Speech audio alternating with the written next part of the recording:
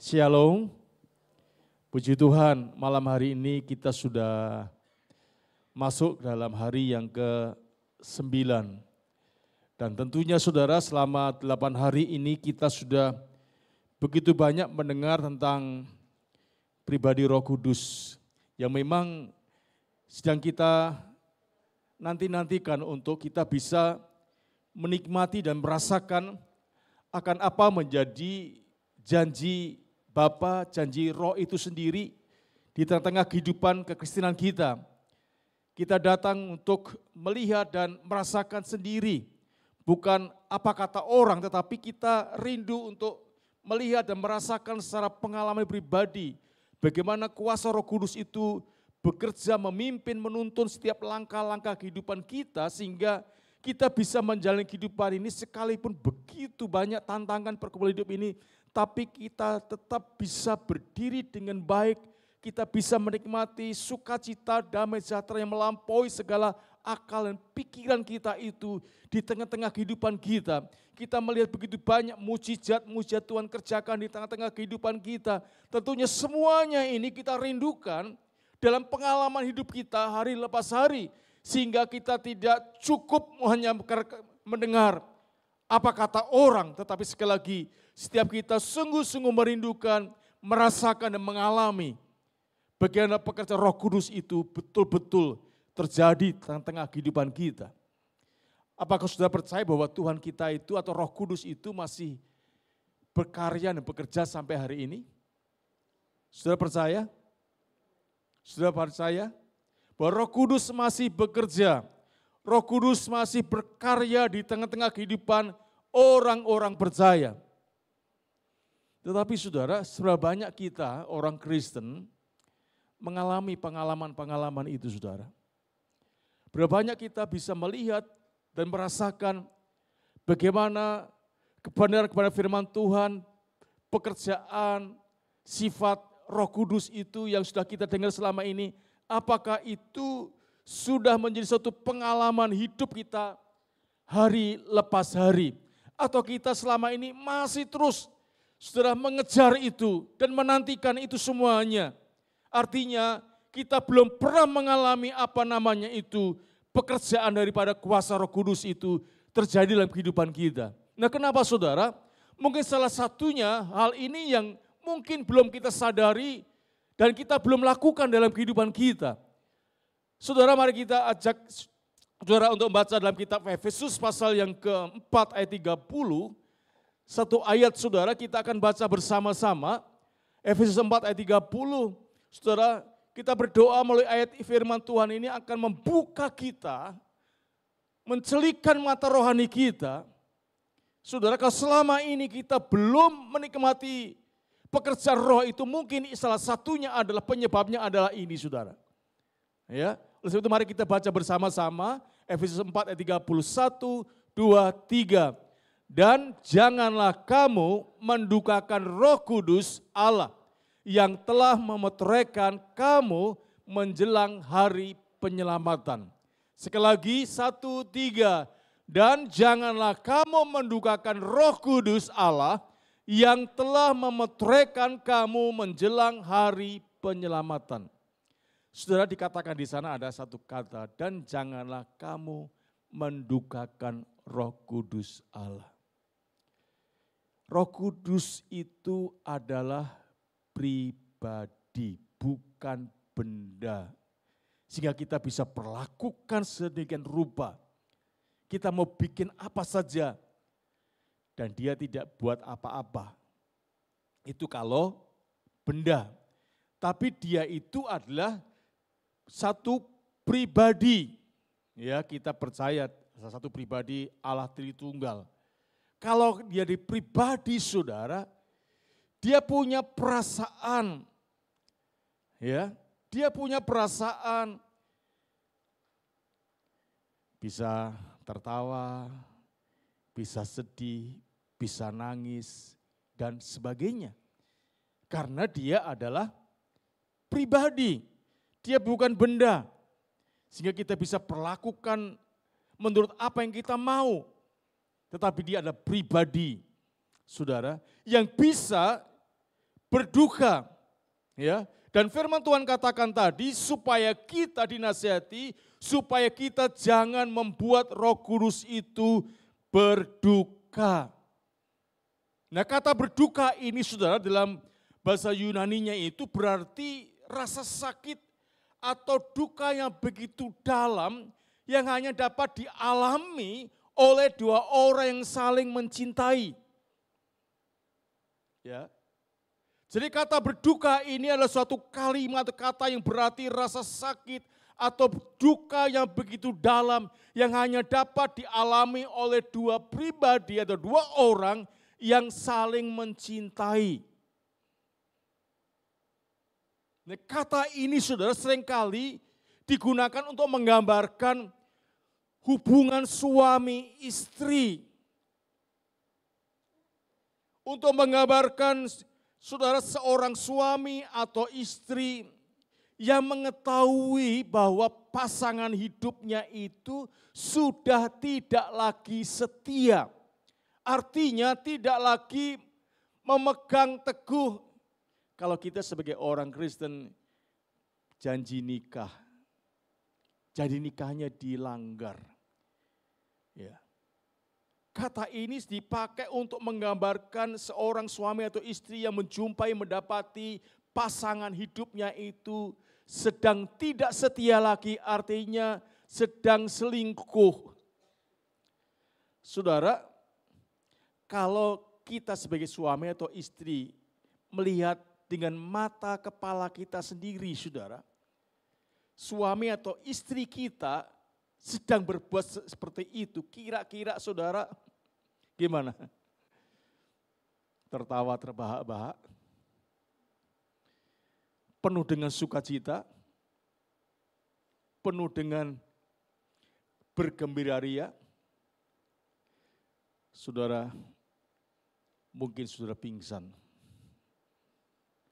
Ya. Terkejut, marah, apalagi saudara. Wah, pokoknya nggak bisa dibayangin lah saudara. Saudara bisa lihat itu di di YouTube atau apa, atau di televisi ketika pasangan hidupnya di hotel dengan wanita atau pria yang lain. Atau di tengah-tengah mobilnya dihadang, kemudian saking marahnya istrinya bawa batu, kemudian mobilnya ditimpukin sampai kacanya pecah semuanya dan sebagainya. Artinya mereka enggak terima, mereka sedih, mereka sakit. Saudara,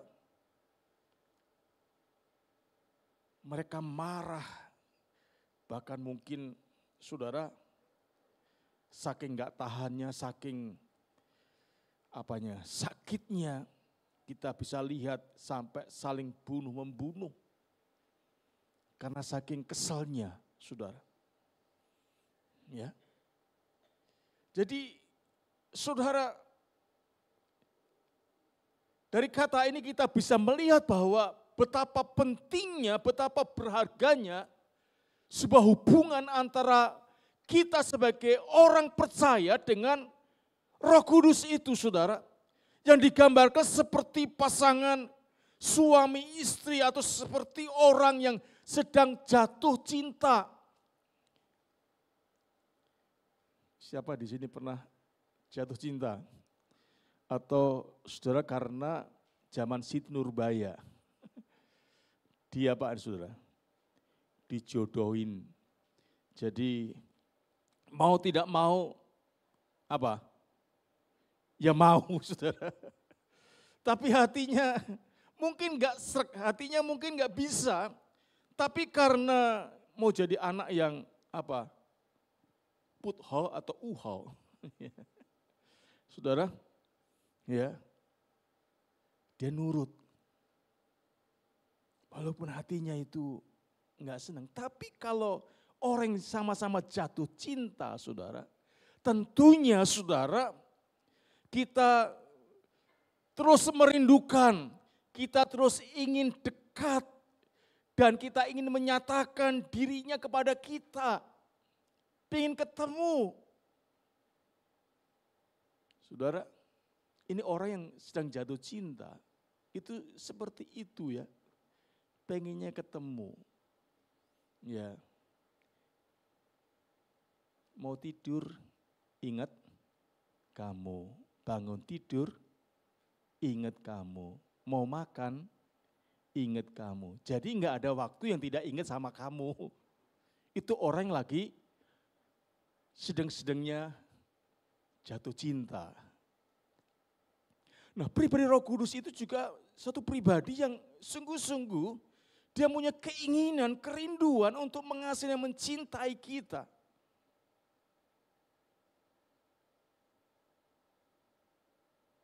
Sehingga dia disebut sebagai seorang yang selalu ingin mendampingi dan menyertai kita.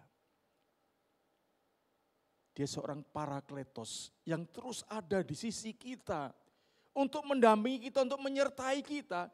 Dia enggak mau jauh-jauh dengan kita, saudara. Itu pribadi Roh Kudus. Sehingga dikatakan dia seorang penolong. Dia akan memimpin, menyertai kita. Itu adalah sifat dan pekerjaan dari Roh Kudus. Saudara, satu pribadi yang begitu mencintai, mengasihi kita. Sebagaimana Yesus mencintai kita. Dia mau melakukan apa saja demi cintanya. Sampai dia mau rela mengorbankan dirinya.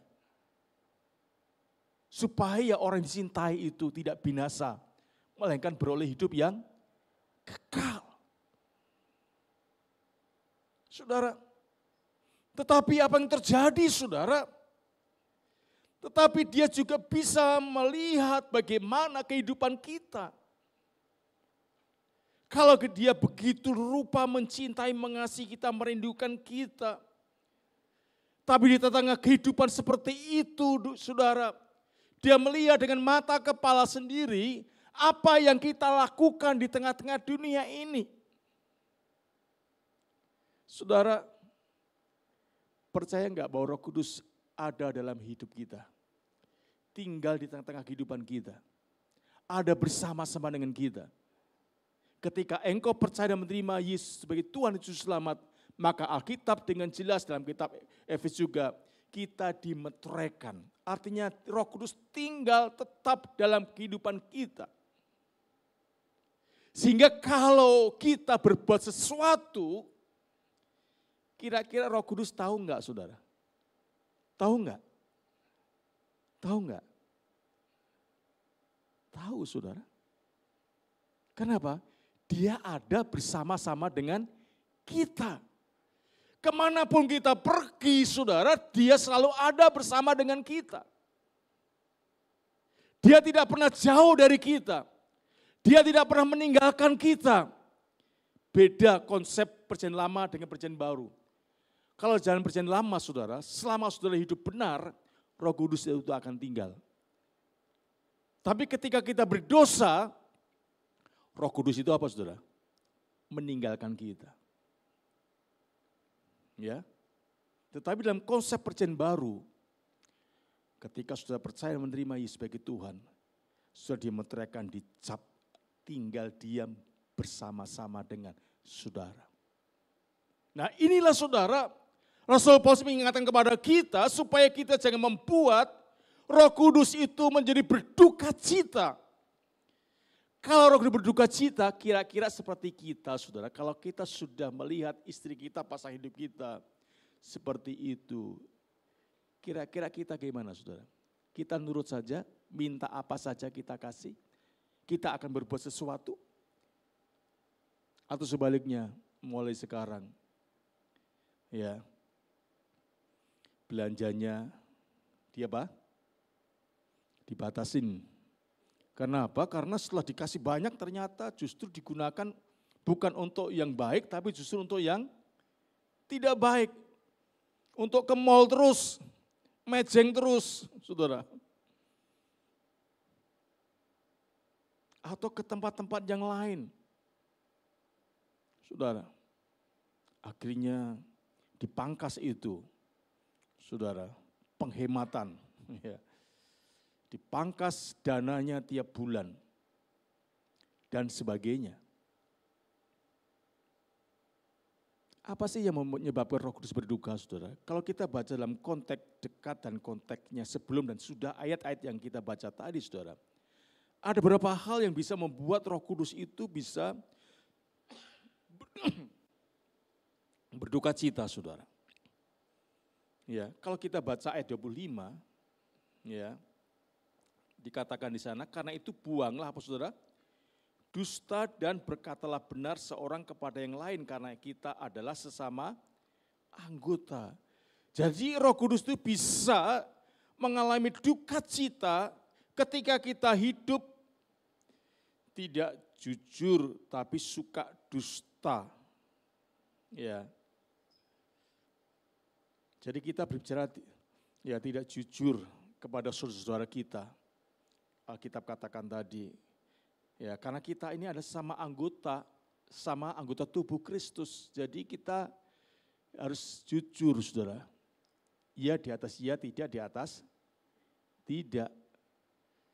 Saudara, jadi harus jujur. Nah, kalau kita suka dusta, suka berkata tidak benar, bohong, saudara, itu bisa mendukakan hati Roh Kudus. Yang saat itu dia tahu persis. Karena dia tinggal bersama-sama dalam kehidupan saudara. Walaupun orang lain gak tahu kalau saudara berdusta atau bohong, dia tahu, saudara. Dia tahu. Kenapa? Dia ada di dalam hati saudara. Dalam hidup saudara. Dia tahu persis, saudara. Dan itu kalau terjadi, itu membuat dia berduka cita. Ketika kita membiarkan kemarahan mengendalikan tindakan kita. Ayat 26 dan 27, apabila kamu menjadi marah, jangan kamu berbuat dosa, janganlah matahari terbenam sebelum padam amarahmu, dan janganlah beri kesempatan kepada iblis. Saudara, jadi jangan membiarkan kemarahan itu mengendalikan hidup kita. Sampai akhirnya kita nggak bisa mengendalikan diri, nggak bisa menguasai diri. Marah boleh nggak? Boleh. Harus jelas marah kenapa. Yesus pernah marah nggak, saudara? Pernah marah nggak Yesus? Pernah marah. Ketika bait Tuhan dijadikan apa, saudara? Pasar. Ya. Marah. Karena fungsinya berubah. Bukan jadi tempat doa tapi tempat apa, saudara? Dagang. Dagangnya juga banyak yang nipu, banyak nyuri, banyak nipu. Persembahan yang harusnya yang bagus ini asal dijual begitu saja, saudara. Sehingga persembahan kepada Tuhan bukan yang terbaik, tapi asal-asalan saja. Kalau kita marah karena dosa, ya itu enggak apa-apa, saudara. Saudara marah kepada anak saudara karena anak saudara suka bolos, dikasih uang bukan untuk dibayarkan, tapi untuk main game. Saudara marah enggak apa-apa, tapi kalau anak enggak tahu apa-apa, anak enggak salah apa-apa, saudara marah-marah, nah itu, saudara. Bahkan atau kalau saudara sudah marah, saudara sudah enggak tahu penguasaan diri. Perkataannya keluar kebun binatang, kutuk keluar, kekerasan, saudara, KDRT. Ya, itu sudah enggak bisa terkendali. Nah itu kalau terjadi, saudara, maka itu bisa mendukakan Roh Kudus. Saudara,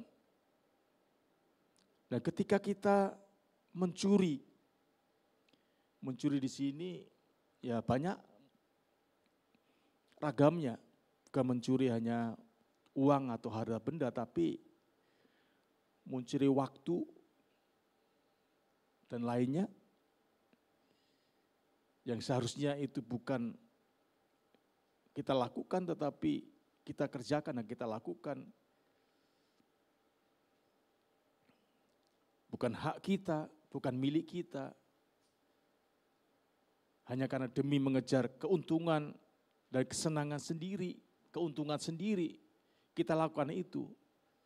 Itu membuat Roh Kudus yang ada dalam hidup kita itu berduka, saudara. Ketika kita mengucapkan kata-kata kotor dan kasar satu sama lain, saudara, ayat 29 dikatakan di sana. Janganlah ada perkataan kotor keluar dari mulutmu, tapi pakailah perkataan yang baik untuk membangun di mana perlu, supaya mereka yang mendengarnya beroleh kasih karunia. Berkaitan dengan mulut kita. Saudara, Roh Kudus bisa berduka cita ketika kita berkata kotor, kasar, satu sama lain. Saudara, coba perhatikan setiap hari. Apa yang keluar dari mulut kita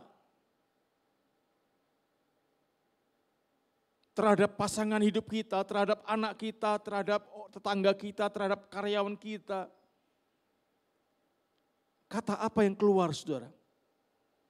Kata yang kotor, kasar, atau sebaliknya kata yang bisa memberikan semangat, membangkitkan, membangun, memotivasi orang untuk berbuat sesuatu yang lebih baik lagi.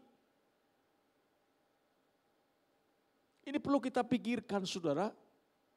Sehingga apa yang menjadi keinginan Tuhan itu sungguh-sungguh akan kita kerjakan, lakukan, sehingga karya Roh Kudus itu akan sungguh-sungguh bekerja di tengah-tengah kehidupan kita. Karena apa? Kita menyukakan dan menyenangkan hatinya.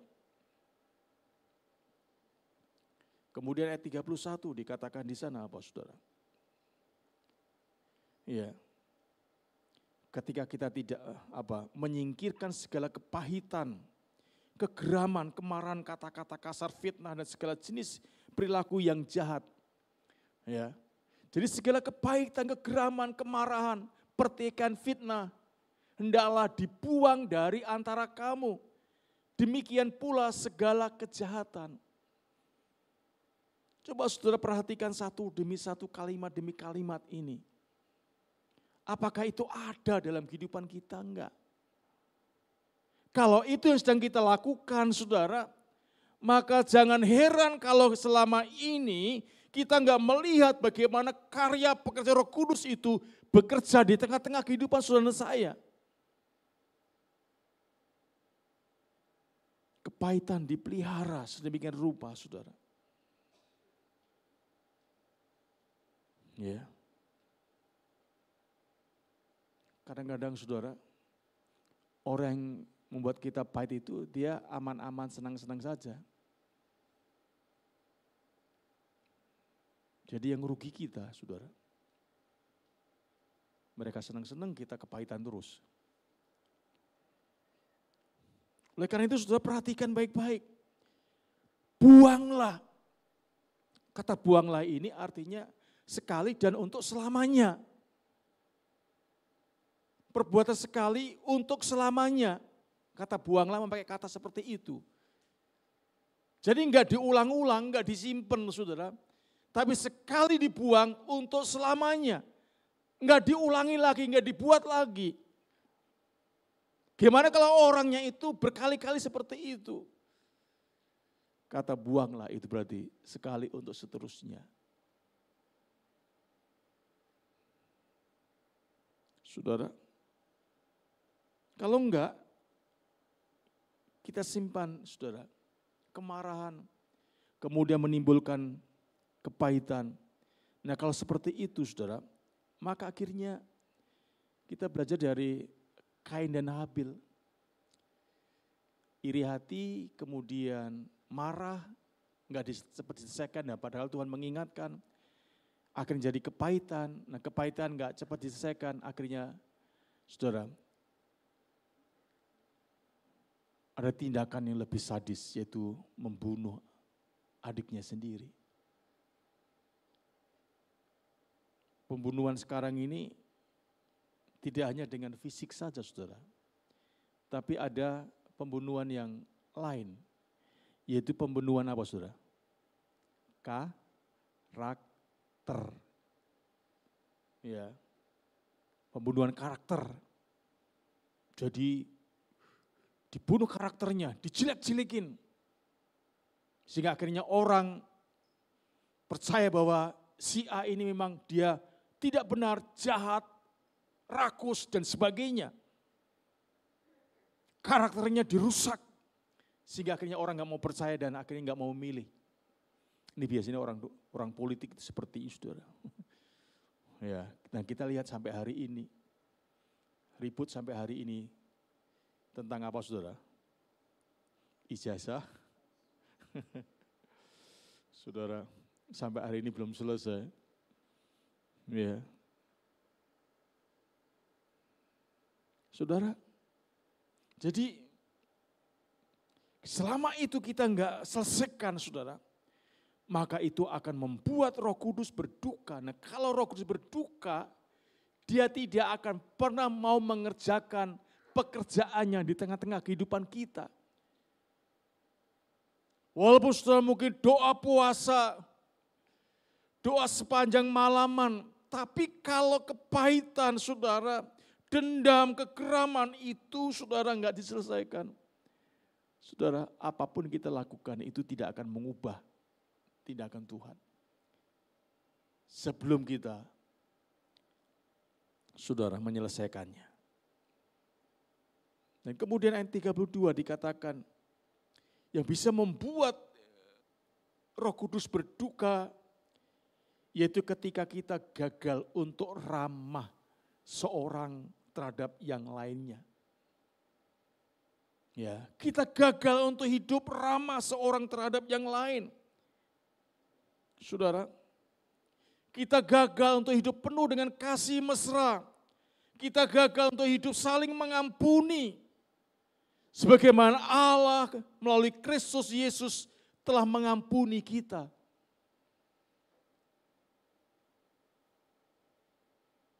Saudara, ada orang berkata, sampai 7 keturunan aku tidak akan bisa melupakan dan aku enggak bisa mengampuni.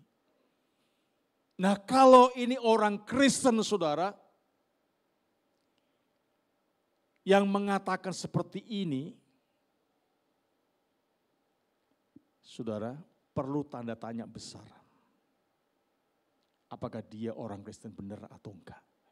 Kalau dia orang Kristen yang betul, yang murni, yang sejati, saudara, tidak akan pernah terucap mengatakan, aku tidak akan mengampuni.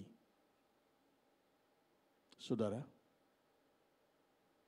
karena orang Kristen sejati, dia akan meneladani seperti Kristus. Seperti Allah mengampuni kita. Dan itu sebuah perintah kepada kita. Supaya kita mau saling mengampuni sebagaimana Allah mengampuni kita melalui Tuhan Yesus Kristus. Kalau enggak, saudara, sia-sia, saudara. Sia-sia. Kenapa? Bapak kita di surga juga tidak akan mengampuni kita. Ya. Dia tidak akan mengampuni kita. Oleh sebab itu, saudara, coba saudara renungkan, adakah di antara semua tadi masih mencongkol, masih berdiam, masih hidup di tengah-tengah kehidupan kita. Sehingga akhirnya, saudara, kita mendukakan Roh Kudus. Nah, kalau kita mendukakan Roh Kudus dan kita enggak segera menyelesaikannya, saudara, maka pada akhirnya kita bisa memadamkan apa, saudara? Roh Kudus. Ya. Kita bisa memadamkan Roh Kudus. Nah, kalau Roh Kudus sudah padam, saudara, wah ya udahlah, saudara. Ya, sehingga dikatakan dalam 1 Tesalonika pasal 5 ayat 19, jangan padamkan roh. Nah, bagaimana kita memadamkan roh ketika kita mendukakan Roh Kudus dan kita enggak mau cepat bertobat. nggak mau cepat menyelesaikannya, mengubahnya, maka saudara itu akan terus bertumbuh dan mendukakan Roh Kudus dan akhirnya memadamkan.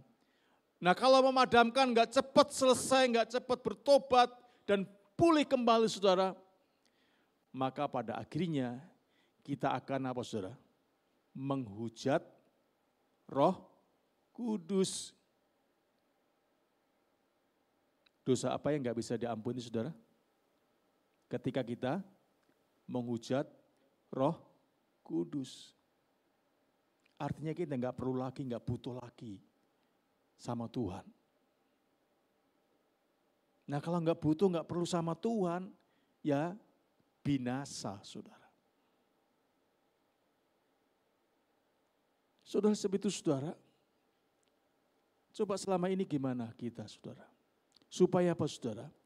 Kalau tadi sudah berkata, aku percaya bahwa kuasa Roh Kudus masih bekerja, masih berkarya sampai hari ini. Mujizatnya masih ada sampai hari ini. Kalau saudara ingin mengalami semua perkara itu saudara, maka sebagaimana nasihat Rasul Paulus kepada jemaat di Efesus ini, jangan engkau mendukakan Roh Kudus dengan cara tadi. Nah kalau kita melakukan itu, sekali lagi, masih ada waktu, masih ada kesempatan. Dengan cara apa? Sudah mengaku dosa, bertobat, maka Tuhan pulihkan. Kalau Tuhan pulihkan dan sudah minta, Tuhan penuhi aku. Arti kata penuhi itu kemarin sudah kita bahas. Artinya kita mau hidup dituntun, dipimpin, diarahkan, dibimbing. Supaya kita hidup sesuai dengan keinginan dari Tuhan. Bukan menurut kemauan keinginan kita sendiri. Tapi artinya dipenuhi itu kita membawa dan menyerahkan diri kita sepenuhnya. Supaya Tuhan sendiri akan mengambil alih seluruh kehidupan kita, keputusan kita. Apa yang kita melakukan, kita kerjakan. Semuanya itu hasil daripada Tuhan. Bukan kita sendiri. Sehingga kalau Tuhan yang memimpin kita, Tuhan yang membuat keputusan dalam hidup kita dan kita tadi melakukannya. Adakah yang dari Tuhan itu gagal, saudara? Adakah rencana Tuhan gagal? Enggak ada, saudara. Apa yang dikatakan Tuhan, Tuhan berkuasa dan sanggup untuk melakukan dan melaksanakannya. Sehingga kalau kita mau hidup dipimpin Roh Kudus, dipenuhi Roh Kudus, maka percayalah saudara, bukan karena kekuatan kita, tapi kekuatan Tuhan. Sehebat apapun musuh akan bisa ditumbangkan. Seperti Daud, saudara. Dia menyerahkan hidupnya untuk dipenuhi dan dipimpin Roh Kudus. Ketika dia menghadapi Goliat yang luar biasa. Dengan peralatan yang luar biasa. Tapi dengan dirinya yang tidak pernah dilatih untuk menjadi tentara. Dan dia enggak punya senjata yang istimewa. Saudara, tapi ketika dia dipimpin Tuhan dan Tuhan yang bekerja dan berperang, saudara, walaupun dia dikatakan masih muda dan masih imut-imut, enggak banyak pengalaman, saudara, enggak punya apa-apa yang diandalkan, tapi ketika Tuhan yang menjadi pemimpinnya, ketika Tuhan yang menggantikan peperangan itu, hanya dengan senjata yang tradisional, saudara. Ya, saudara, itu bisa tepat pada sasarannya. Dan itu kalau bukan tangan Tuhan yang membawa itu batu, saudara. Secepat senjata F-16, saudara. Sehingga masuk ke lubang dahi daripada Goliat dan akhirnya tumbang. Kalau itu bukan tangan Tuhan, tangan Roh Kudus, gak mungkin. Nah demikian juga saudara, kita melihat dan banyak mendengar. Secara kacamata manusia, secara matematika dunia ini enggak mungkin. Tapi di tangan Tuhan yang enggak mungkin menjadi apa saudara? Menjadi mungkin. Oleh sebab itu saudara, kita mau pilih. Mendukakan Roh Kudus atau menyenangkan Tuhan. Kalau kita menyenangkan Tuhan berarti kita menyerahkan diri untuk dipenuhi dan dikuasai sesuai dengan keinginan Tuhan. Tetapi kalau kita mendukakan berarti kita tidak mau menuruti apa yang dikatakan Tuhan. Apa yang menjadi kemauan Tuhan. perintah Tuhan kita langgar, kita tolak. Enggak bisa Tuhan, ini enggak mungkin Tuhan. Kalau itu yang kita lakukan saudara kapanpun tidak akan pernah melihat karya pekerjaan Roh Kudus. Mungkin bertahun-tahun saudara setiap ada doa 10 hari, engkau enggak pernah absen. Tapi kenapa kita selalu menjadi pecundang? Karena mungkin salah satunya adalah kita tidak belajar untuk menyukakan hati Tuhan. Menyukakan Roh Kudus tapi selalu mendukakan. Dengan perbuatan-perbuatan yang tadi ayat sebelum dan sudah dari ayat 30 tadi saudara. Oleh itu saudara, sebelum saudara pulang.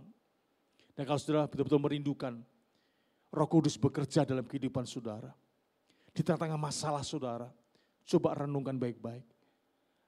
Apakah selama ini kehidupan kita setiap hari belajar untuk menyukakan Tuhan, menyukakan Roh Kudus, atau sebaliknya kita ulang-ulang terus mendukakan Dia yang ada di tengah-tengah saudara.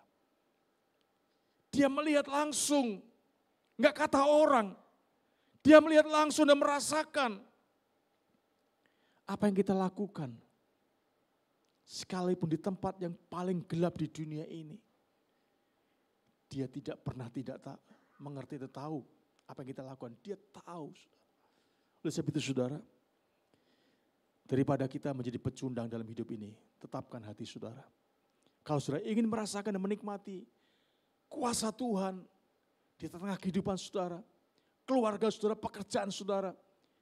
Saudara, kalau memang ada sesuatu yang mendukakan, saudara berkata, tolonglah aku Tuhan, beri kekuatan aku untuk aku bertobat dan aku untuk memperbarui hidupku, tidak mengulanginya, dan tolonglah aku untuk belajar hidup sesuai dengan apa yang kau inginkan. Nah kalau ini terjadi saudara, akan terjadi pemulihan. Pemulihan bukan hanya roh kita, kehidupan rohani kita, tapi biasanya saudara, rohani kita dipulihkan, jasmani kita juga ikut dipulihkan, menyertai kita.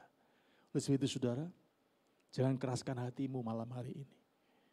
Kalau engkau ingin merasakan dan menikmati kuasa Roh Kudus yang selama ini kita dengar dan kita lihat, saudara, kita alami secara pribadi, lepas pribadi. Amin saudara. Setelah itu saudara minta dipenuhi Roh Kudus. Saya percaya saudara, Dia ada di tengah kita. Dia itu memang kerinduan Tuhan untuk memenuhi saudara. Tapi ada satu penghalang yang Tuhan tidak bisa lakukan itu karena apa? Ada dosa, yaitu mendukakan Dia melalui perbuatan-perbuatan, pikiran, perkataan kita yang tidak sesuai dengan keinginannya. Itu yang menghalanginya. Dan kalau itu yang ada, sekali lagi saudara, jangan keraskan hatimu. Bertobatlah, akuilah, perbaurilah. Maka Roh Kudus yang ada di tengah saudara. Ketika saudara, aku mau Tuhan, Engkau pulihkan. Tuhan mau itu yang Tuhan kerjakan. Amin. Yuk kita berdiri bersama-sama saudara.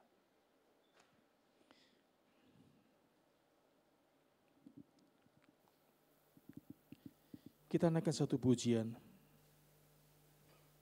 Ku ingin selalu